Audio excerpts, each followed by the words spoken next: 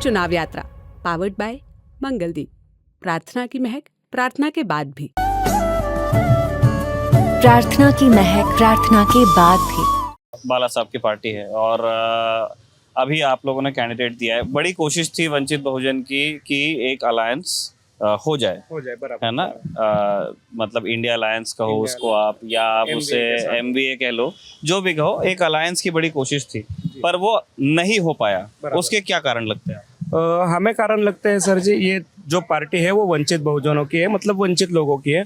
ये महाराष्ट्र में और जो इंडिया में है, यहाँ पे मेरे ख्याल से 136 जो घराने हैं, जो उन्हीं के अंदर जो ये इलेक्शन के बाद उन्हीं के लोग हर एक पार्टी में जाके खड़े होते हैं। मतलब मैं अगर वाघमारे परिवार से हूँ तो मेरा ही बंदा किसी राष्ट्रवादी में से खड़ा होगा, मेरा ही बंदा भाजपा में से खड़ा होगा, या मेरा ही रिश्तेदार वो जो है वो शिवसेना से खड़ा होगा। तो इन लोगों को, वो वंचितों की जो लोग हैं, जो पिछड़े लोग हैं, जिनके पास कुछ भी बैकग्राउंड नहीं है, उनको सत्ता में लेके नहीं जाना है। तो अगर वो सत्ता में जाएंगे तो वो खुद के प्रगति की बात करेंगे, तो उनको वो चाहिए नहीं था। इसलिए महाविकास आघाड़ी के साथ बाला साहब अम्बेडकर ने हर बार कोशिश की है अलायंस करने की। हमें हमारे जो प्रवक्ता थे या फिर हमारे जो भी स्पोक पर्सन थे, उनको महाविकास आघाड़ी के जो भी ये चल रही थी, बैठक चल रही थी या फिर मीटिंग चल रही थी, उनको बाहर बिठाया गया था, ना कि किसी तरह का सीट शेयरिंग बाहर बिठाया। हाँ, ये कब की बात बता रहे हैं आप? ये हम कि प्रकाश अंबेडकर को मीटिंग के बाहर बैठा दिया? प्रकाश अंबेडकर जी को नहीं, प्रकाश अंबेडकर ने उनके जो प्रतिनिधि थे उनको भेजा था।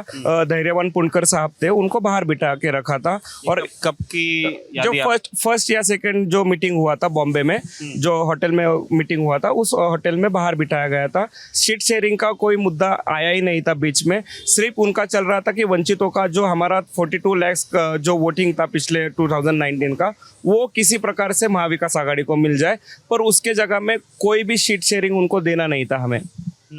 इस वजह से बाला साहब ने बहुत प्रयास किए कि उनके साथ हम जा पाए और किसी भी तरह से भाजपा को रोक पाए, पर उनके दिल में ही नहीं था कि भाजपा को रोकना है। अभी जब आप देखोगे तो अकोला में बाला साहब अम्बेडकर के जो विपक्ष में कांग्रेस का जो प्रतिनिधि खड़े किए हैं, वो भी खुद RSS से बिलोंग करते हैं।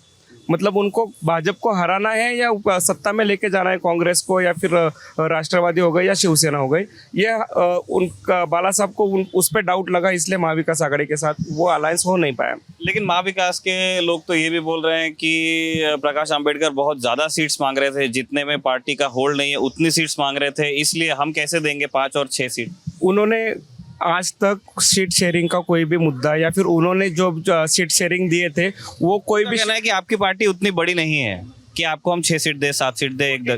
42 लाख जो है वो वोटिंग है 2019 का, और 2019 में बाला साहब ने इनको कांग्रेस को 7 जगहों पे पाठिंबा दिया है, जिसमें नो डिमांड है, जिसमें आप कोल्हापुर को शाहजी राजे भोसले जी को पाठिंबा दिया है, नागपुर को ठाकरे जी को पाठिंबा दिया है, और बारामती को सुप्रिया सुले जी को पाठिंबा दिया है। इसमें कोई भी डिमांड नहीं रखी है। वो ऐसे जो 7 सीटें जहां पर वंचित बहुजन आघाड़ी का जो वोटिंग शेयर है वो भाजपा को विनिंग के सीट लेके जा रहा था, या फिर कांग्रेस को वहां से पीछे खींच रहा था, तो बाला साहब ने उन्हीं शहर में से मांगा था। और बाला साहब का ये कहना था, आपने लास्ट टाइम जो सीटों पर 5 टाइम इलेक्शन हारे हो, वो सीट हमें दो।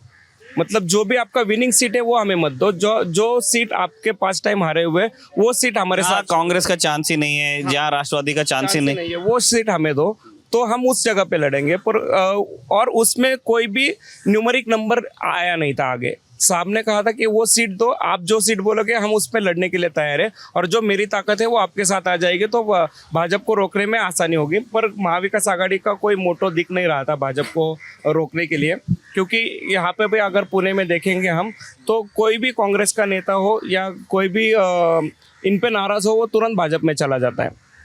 तो इनका कोई खुद का रहा ही नहीं है, कांग्रेस का वोटिंग शेयर्स रहा नहीं है।